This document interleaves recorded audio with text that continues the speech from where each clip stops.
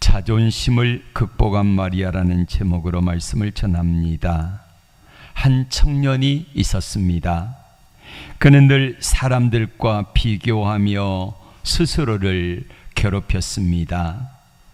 누군가 자신보다 잘하면은 속상했고, 또 누군가 자신을 무시하면 견딜 수 없었습니다.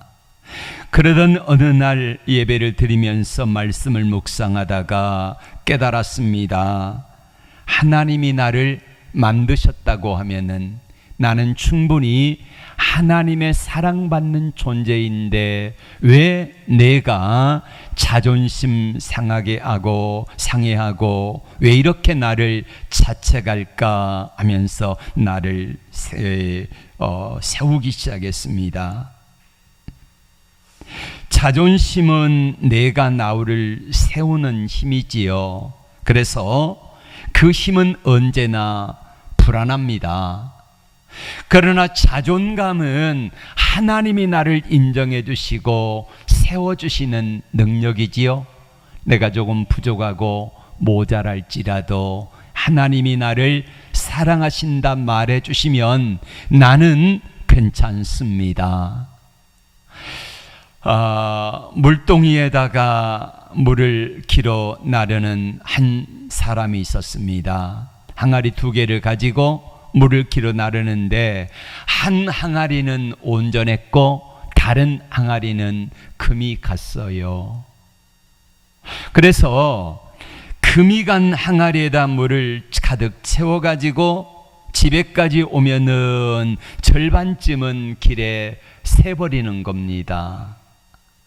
이 금이 간 항아리는 늘 주인에게 미안했습니다. 주인님, 나는 참 모자랍니다. 부족합니다. 그러면서 자신을 자책할 때에 어느 날 항아리 주인이 물을 길어 오면서 이렇게 말했습니다. 얘야, 내가 오다가 흘린 그 물로 인하여서 길가에 꽃이 많이 피었구나. 예. 항아리가 흘린 물 때문에 길가에 물이 매일 주어졌고 그 물로 인하여 길가의 꽃과 그리고 풀들이 아름답게 자라게 되었다는 것입니다.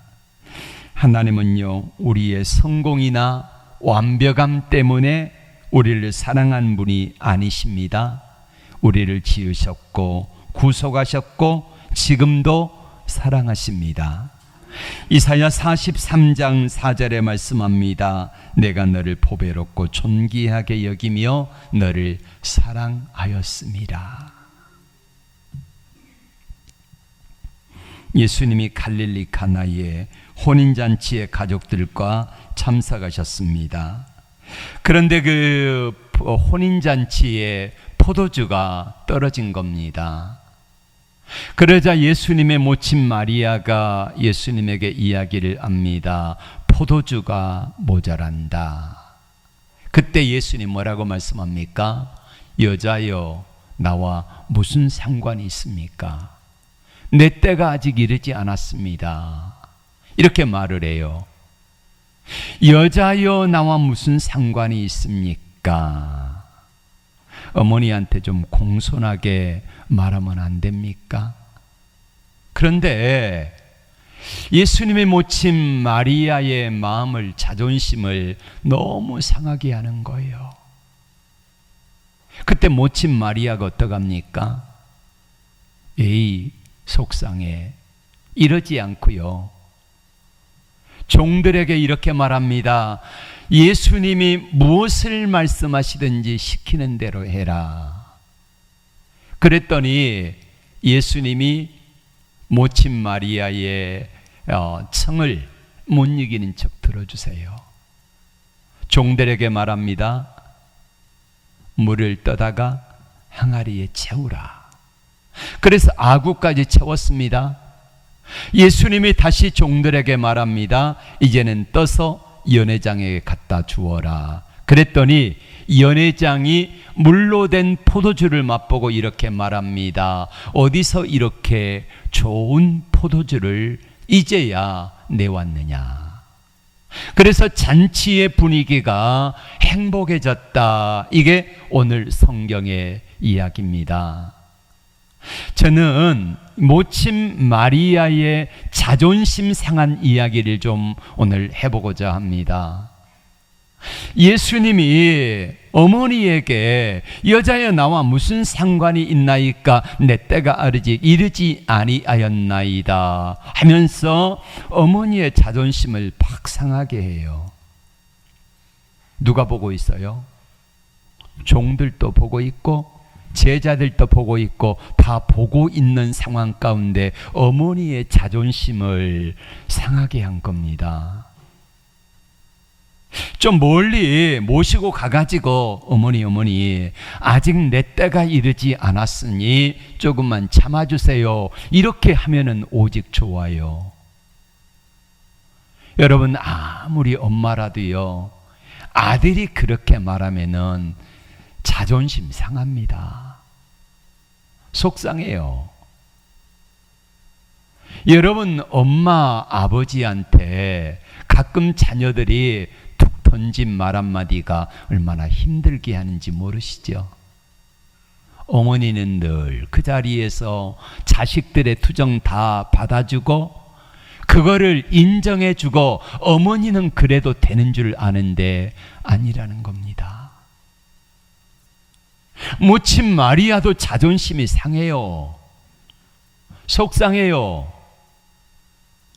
그런데 예수님의 모친 마리아는요 얼마나 무안하고 자존심 상하겠습니까마는 공개적인 망신을 당했습니다마는 섭섭하고 화가 날만 합니다마는 그러나 거기에서 그렇게 화를 내지 않아요. 자, 우리는 예수님이 왜 어머니에게 그렇게 하셨을까요? 어머니 자존심을 뭉개버렸을까요? 어머니를 속상하게 했을까요? 예수님이 몰라서 그러셨을까요? 내 어머니는 그래도 되는 줄 알기 때문에 예수님이 그렇게 말씀하셨을까요? 아니면 왜 그러셨을까요? 기적이 일어나는 현장에는요 언제든지 이런 일들이 비일비재합니다. 시험, 훈련이지요. 성경에 아브라함에게 하나님이 약속을 하셨습니다. 아들을 주리라. 보통 친척 아비의 집을 떠나 내가 내게 지시할 땅으로 가서 거기에 살면은 내가 하늘의 별처럼 바닷가의 모래알처럼 많은 아들을 주리라. 그런데 25년 기다렸어요. 아들이 없어요. 아브라함이 하나님 앞에 얼마나 섭섭하겠습니까? 약속은 번지르르하게 해놓고 25년 동안이나 안 주시니까 아브라함이 속상할 만하지요. 그런데 아브라함은요 그 속상함을 다 믿음으로 이겨냅니다. 하나님이 요셉에게 꿈을 2번이나 꾸게 하셨어요. 11곡식단이 자기 곡식단에 절하는 꿈. 형제들이 나를 그렇게 할 거라는 거지요. 내 앞에 절할 거라는 거지요. 2번째 꿈은 해와 달과 11별이 자신에게 절하는 꿈을 꿉니다. 그런데 요셉이 어떻게 되지요? 노예로 종으로 팔려갑니다. 13년 세월이에요. 여러분 성경에는 나와 있지 않지만 요셉이 13년 동안에 얼마나 기도했을까요? 그런데 형편은 점점점 어려워져 갑니다. 심지어는 마지막 한 2년 동안 감옥에 갇히게 되어요. 하나님의 약속을 보여주셨으면 그 약속대로 꿈을 이루어 주셔야 되는데 하나님께 대한 섭섭함, 자존심 상함 이런 것들이 굉장해요. 근데 요셉은 그 자존심 상하고 하나님의 약속이 이루어지지 아니할 때에 삐져가지고 돌아서지 아니하고 그래도 끝까지 하나님 앞에 믿음으로 섭니다. 그 결과가 애굽의 총리가 되어지잖아요. 다윗도 마찬가지입니다. 하나님이 다윗에게 사무엘을 통하여 기름 부었지요. 기름 붓고 나서 어떻게 됩니까? 잠시 좋아진 것 같았습니다. 장인 사울의 사위가 되었으니까 높은 자리에 올라갔지요. 승승장구합니다. 그런데 10년 동안 장인에게 쫓겨 도망다니는 비참한 시간을 보내게 됩니다. 하나님 어찌하여 나를 잊으셨습니까? 언제까지입니까? 그럼에도 불구하고 하나님이 나를 사랑하시는 것처럼 느껴지지가 않아요. 그런데 어떡합니까? 그 과정을 굳건하게 이깁니다. 그래서 다윗 왕이 되는 거예요. 하나님 아들이신 예수님이 그걸 모르셨을까요? 내가 어머니에게 그렇게 말하면은 어머니 속상할 거를 모르셨을까요? 아닙니다. 예수님은 요한복음 2장에 나오는 첫 번째 기적, 표적이라 그러지요. 물로 포도주를 만드는 사건, 이게 예수님의 공생의 사역에서 첫 번째 사역입니다. 예수님이 이걸 아세요. 아직 내 때가 이르지 아니하였다. 내 때가 뭡니까? 예수님이 십자가를 지시고 죽으시는 때라는 말입니다. 예수님이 표적과 이적과 기적을 나타냈을 때에 갈수록 바리새인, 서기관, 장로들, 대제사장들이 예수님을 죽이려 하셨기 때문에 예수님께서는 내 때가 이르지 아니하였나이다 이렇게 말씀하셨고, 그럼에도 불구하고 마리아는 거기에서 낙심하지 아니하고 삐지지 아니하고 그 자리에서 묵묵히 내가 해야 될 일들을 감당할 때에 모친 마리아의 이 믿음과 그리고 종들의 순종을 통하여서 놀라운 기적의 역사가 나타나더라 이겁니다. 마리아가 자존심을 죽이고 하인들을 불러서 말합니다. 요한복음 2장 5절에 너희에게 무슨 말씀을 하시든지 그대로 하라. 예. 마리아가 삐지지 않고 시험 들지 않고 종들에게 말하지요. 이 양반이, 이 예수님이 말씀하신 대로 그대로 하라 이렇게 했을 때에 예수님께서 비로소 움직이십니다. 7절의 말씀을 볼까요? 시작. 예수께서 그들에게 이르시되 항아리에 물을 채우라 하신즉 아기까지 채우니 이제는 떠서 연회장에 갖다 주라 하시매 갖다 주었더니, 자, 그 결과가 11절입니다. 예수께서 이 첫 표적을 갈릴리 가나에서 행하여 그의 영광을 나타내시며 제자들이 그를 믿으니라. 제자들만 믿었겠습니까? 이 표적을 본 사람들 누가 보았어요? 종들이 실제로 자기 손으로 이 기적을 만든 거잖아요. 제자들도 믿었고 종들도 믿었고 거기에 그 소식을 들은 사람들이 많이 믿었지 않겠습니까? 예. 성경에 보면 많은 믿음의 사람들이 나옵니다. 몇 사람, 한 4사람 정도 이야기를 하려고 하는데요. 이 사람들은 한마디로 말하면은 자존심 상하고 속상하고 그래서 나가 삐질 수도 있고 또 토라질 수도 있지만은 그 과정을 잘 극복한 사람들 이야기를 하고자 합니다. 첫 번째 나오는 사람은 사르밧 과부입니다. 사르밧 과부에게 하나님이 엘리야를 보내십니다.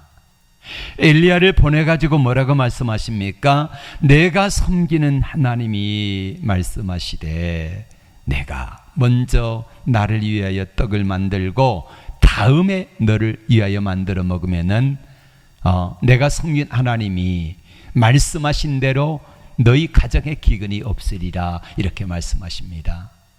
근데 이 가난한 사르밧 과부는 형편이 어떤 사람입니까? 밀가루 한 움큼, 기름 조금, 이거 해서 마지막으로 떡을 해 먹으면은 그거 떨어지면 굶어 죽어야 되는 사람이에요. 마지막 식사를 엘리야가 뺏어 먹는 거예요. 내게 달라는 거예요. 여러분, 사르밧 과부 입장에서는 이런 생각이 들었을 것입니다. 내가 과부라고 무시하나? 마지막 한 끼 식사인데 이것마저 빼앗으려고 하나? 이런 생각이 어찌 안 들었겠습니까? 그런데요, 이 사르밧 과부는 책망의 산을 잘 넘어요. 그 결과가 무엇입니까? 3년 6개월 동안 그 땅에 기근이 있어가지고 먹을 양식이 없어서 많은 사람들이 굶어 죽는데, 이 사르밧 과부의 가정에는 3년 6개월 동안 밀가루통의 밀이 그리고 기름병의 기름이 끊이지 아니한 줄로 믿습니다. 책망의 산을 잘 넘은 사람이에요. 두 번째 사람은 소경이에요. 요한복음 9장 6절에 보면은 날 때부터 소경을 예수님이 고쳐주십니다. 자, 소경 세 사람을 소개했는데요, 요한복음 9장 6절의 말씀 읽습니다. 말씀하시고 땅에 침을 뱉어 진흙을 이겨 그의 눈에 바르시고. 여러분, 소경은요, 보지 못하는 대신에 이 청각이 아주 발달했습니다. 예수님이 침을 뱉는 그거를 들을 수 있어요. 에이, 더럽게 내가 소경이라고 무시하나? 침 뱉어가지고 발라주다니. 그 다음에 두 번째 나오는 소경은 마가복음 10장 51절과 2절이에요. 한 맹인이 나왔어요. 선생님, 보기를 원하나이다. 예수님 말씀하세요. 마가복음 8장에 먼저 보겠습니다. 마가복음 8장 23절에 시작. 예수께서 맹인의 손을 붙잡으시고 마을 밖으로 데리고 나가서 눈에 침을 뱉으시며 그에게 안수하시고 무엇이 보이느냐 물으시. 마을 밖으로 데려가요. 왜 마을 밖으로 데려갈까? 예수님이 마을 밖으로 데려가서 눈에 침을 뱉어요. 소경이 알아요, 몰라요? 알아요. 자기 눈에 침을 뱉어요. 만약에 여러분, 동네 사람들이 있는 가운데서 소경의 눈에 예수님이 침을 뱉으면 어떻게 될까요? 예수님, 조중동 일면에 이렇게 납니다. 사랑의 예수.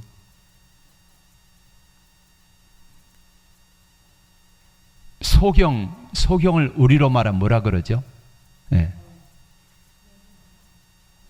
그러니까 저 곱게 말해가지고 뭐라 그럽니까? 이런 사람들을 좋은 언어로.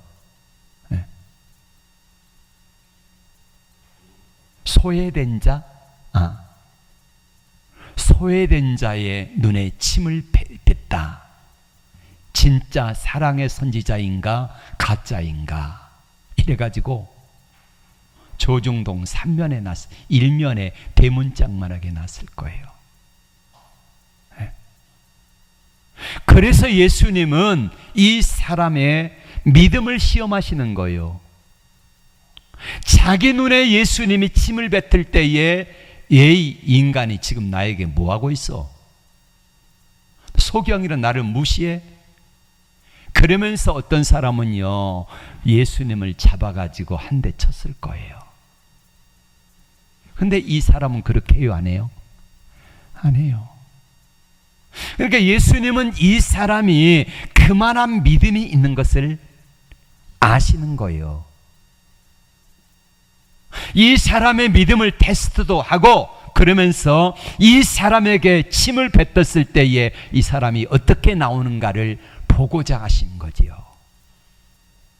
요한복음 9장에 나오는 사람은 침을 뱉어가지고 진흙에 이겨서 발라가지고 실로암 못에 가서 씻고 오라 했고, 마태복음 8장에 나오는 이 사람은 데리고 가서 동구 밖에 나가서 아무도 없을 때에 침 뱉어가지고 발라주고 이 사람을 고치시는 거예요.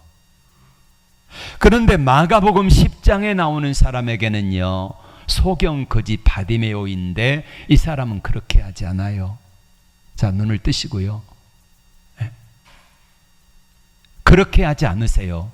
어떻게 하십니까? 그냥 말씀으로만 하세요. 왜 그래요? 말씀으로만 해도 고침받을 수 있을 만한 믿음이 소경 거지 바디메오에게는 있다는 거예요.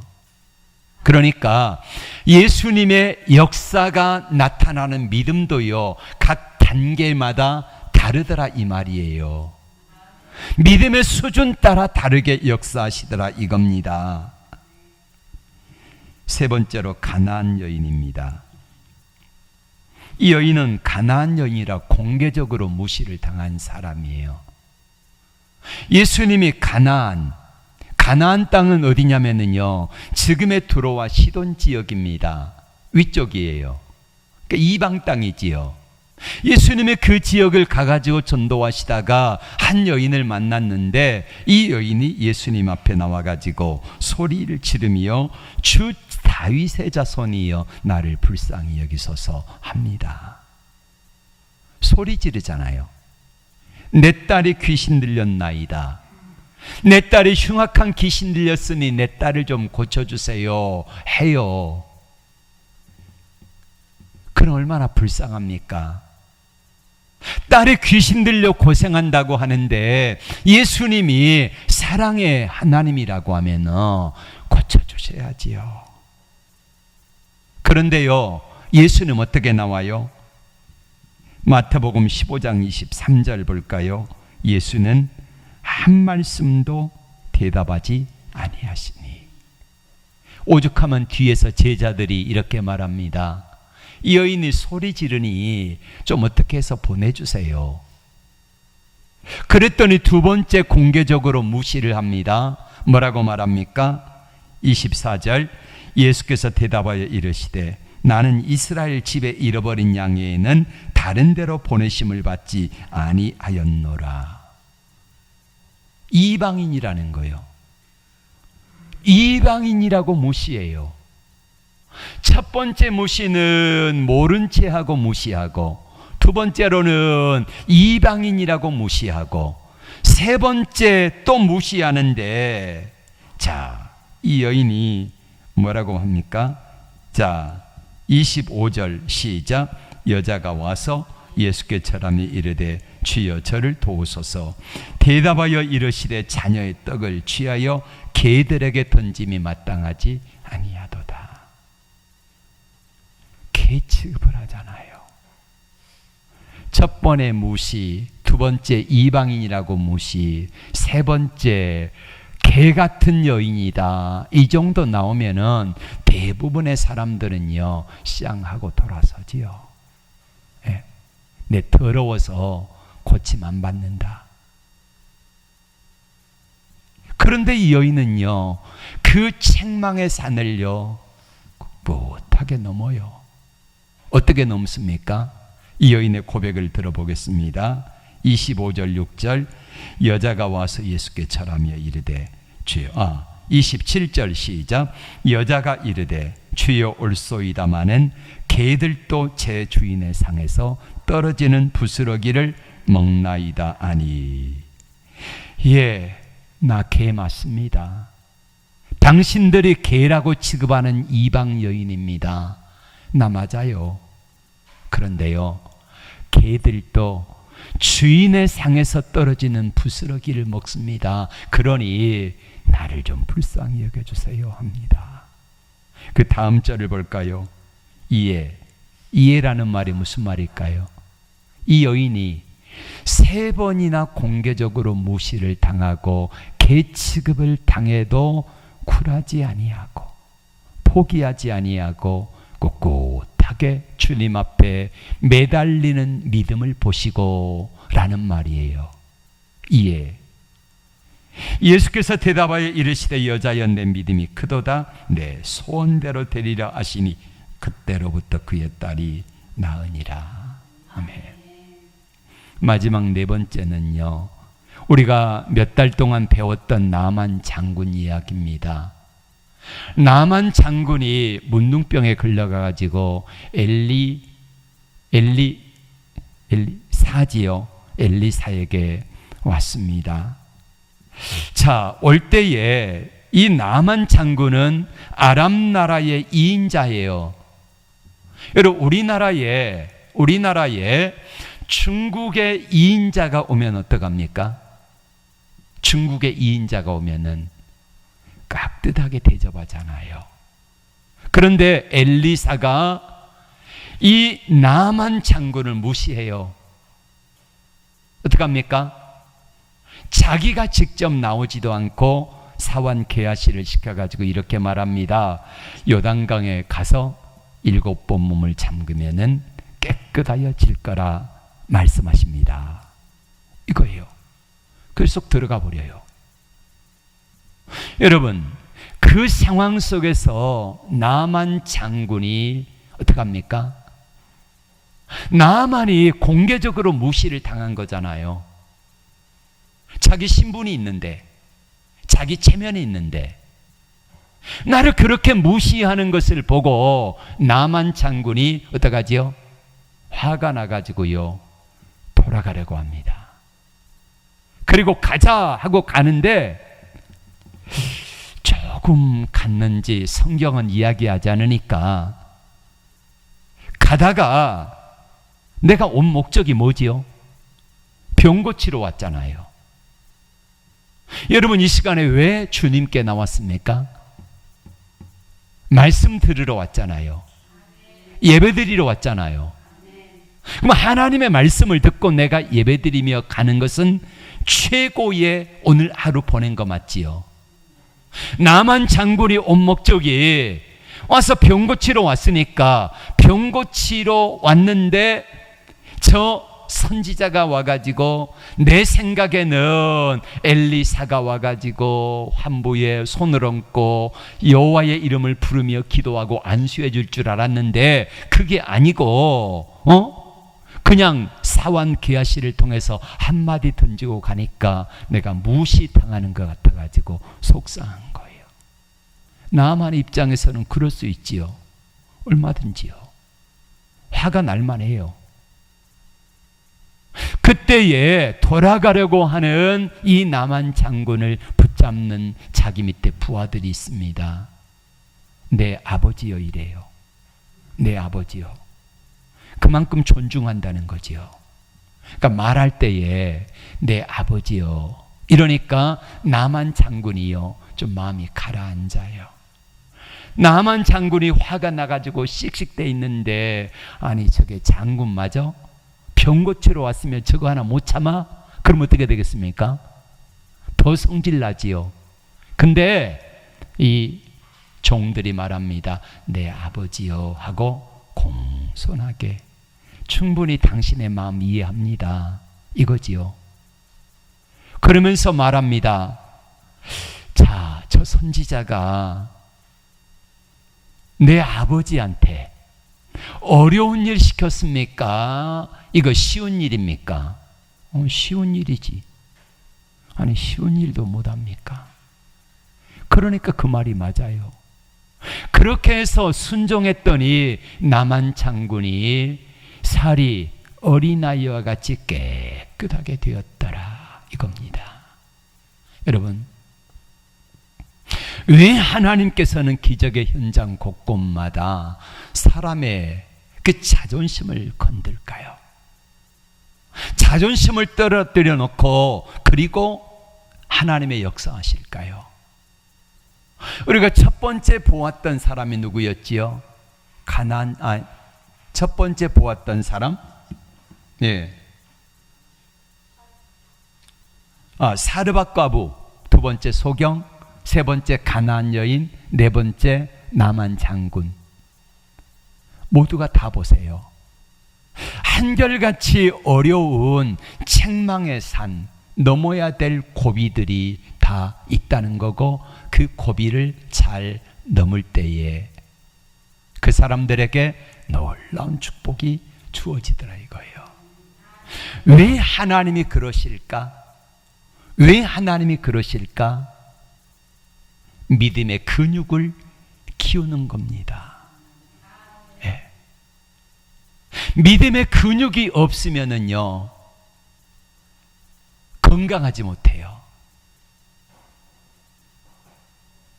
우리 동수 청년이 저기 있습니다마는 이제 헬스 트레이너잖아요. 몸이 얼마나 단단한지 건강해 보여요. 딱 보기에도. 네. 나이가 들수록 사람이요, 근육이 많아야 된대요. 살이 많은 게 아니라 근육이 많으면은요, 이 근육이 내 몸을 건강하게 지탱시켜 주는 거예요. 죄송합니다. 비계가 많으면은요, 그러면은 우리 몸을 너무너무 힘들게 해요. 근데 근육이 많으면은 근육에서 들어오는 모든 것들, 신진대사를 활발하게 해가지고 우리 몸을 건강하게 만들어줍니다. 사람이 죽을 때 왜 죽습니까? 우리의 그 근육이 다 하면은요, 이게 죽는 거예요. 사람이 마찬가지예요. 우리 영이, 우리 믿음이 건강하려면은 믿음의 근육이 든든하고요, 튼튼해야 합니다. 그럼 근육은 어떻게 생깁니까? 가만히 있어도 근육이 생깁니까? 아니요. 한 달만 누워보세요. 아무리 돌덩어리 같은 근육도요, 말랑말랑해집니다. 운동을 안 해서 그래요. 하나님께서 우리의 믿음의 근육을 강하게 훈련시키기 위해서 때로는 하나님의 방법으로 여러 가지 모양으로 각 사람에게 맞는 훈련 방법을 통해서 일하시는 거예요. 우리 동수 청년이 헬스 트레이너로 일할 때에 어떡합니까? 그 사람에게 맞는 훈련을 하지 모두에게 다 똑같은 방법으로 하지 않습니다. 좀 근육이 있는 사람은 방법이 좀 다르고, 근육이 없는 사람은 어떡합니까? 어떻게 하면 근육을 키우고 살을 비계를 뺄 것인가, 이 훈련을 하는 거예요. 그러니까 하나님께서 소경을 고치실 때에도 세 사람 다 달랐다 그랬잖아요. 요한복음 9장에 나오는 이 소경에게는 예수님이 침 뱉어서 흙에 이겨가지고 눈에 발라주고 신라 못에 가서 씻고 오라. 가는 동안에 어떤 생각을 해요? 나 갈까 말까? 이 창피한데, 자존심 상하는데. 두 번째 소경은 동구 밖으로 데리고 나가서 눈에 침을 뱉어가지고 고쳐주시잖아요. 세 번째 사람은 말씀만 하세요. 그러니까 믿음의 수준별로 주님이 일하시는 모습도 다르고, 그러니까 믿음의 수준, 믿음의 근육이 있는 사람들에게는요, 그 사람이 건강하니까 건강한 대로 처방을 주는 거라는 말입니다.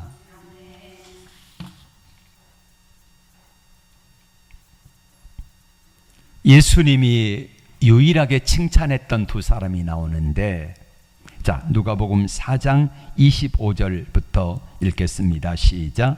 내가 참으로 너희에게 이르노니 엘리야 시대에 하늘이 3년 6개월 동안 닫히어 온 땅에 큰 흉년이 들었을 때에 이스라엘에 많은 과부가 있었으되 엘리야가 그중 한 사람에게도 보내심을 받지 않고 오직 시돈 땅에 있는 사렙다의 한 과부에게 뿐이었으며, 또 선지자 엘리사 때에 이스라엘에 많은 나병한 자가 있었을 때 그 중에 한 사람도 깨끗함을 얻지 못하고 오직 수리아 사람 나만 뿐이었느니라. 예. 예수님이 칭찬한 두 사람 모두 다 이방인입니다. 예.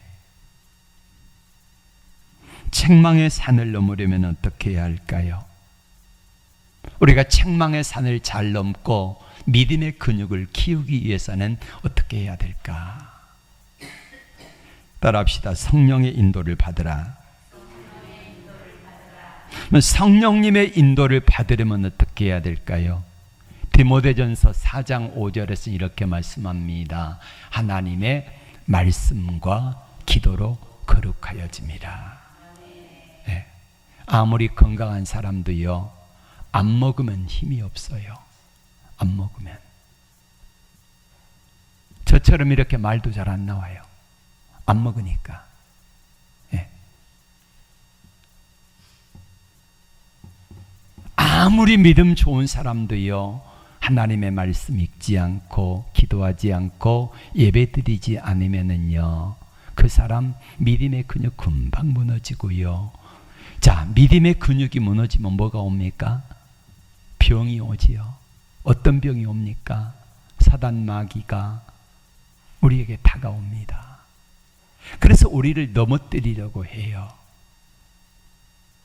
우리가 이길 수 있는 것은 에베소 6장에 나오는 하나님의 전신갑주를 입는 것인데, 서서 진리의 허리띠를 띠고 의의 흉배를 붙이고 평안의 예비한 신을 신고 머리에 구원의 투구를 쓰고 오른손 왼손에 하나님의 말씀, 네, 하나님의 말씀 성령의 검을 가지고 기도로 무장하. 이게 하나님의 전신갑주를 입는 거예요. 그러면은요, 사단 마귀가 우리에게 속삭입니다. 야, 너 과부라고 무시하는 거야.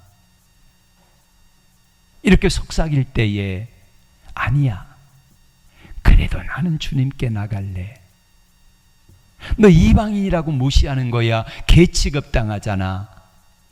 그래도 예수님을 믿을래? 그래도 이 가나안 여인은 예수님께 달려나갑니다. 사단 마귀가 나만 장군에게 이렇게 속삭입니다. 네가 이래봬도 애굽의 2인자인데 저 아무것도 아닌 사람이 너를 무시하는 거야.